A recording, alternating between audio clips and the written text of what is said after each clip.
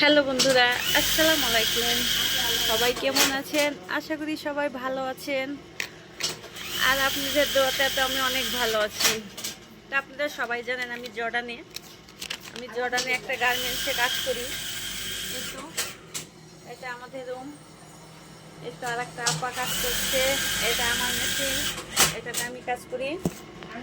আর আজকে বৃহস্পতিবার, আর জর্ডানে বৃহস্পতিবারে টাকা দেয় সপ্তাহ হিসাবে। তো আমি 3 দিন কাজ করেছি, আমি 3 দিন কাজ করে 40 টাকা পেয়েছি।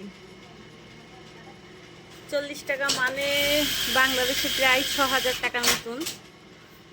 তো যতটুকু কাজ করেছি ততটুকুই টাকা পেয়েছি, এটাই আলহামদুলিল্লাহ। ইনশাল্লাহ এই সপ্তাহে বেশি পাবো, এতটুকুই।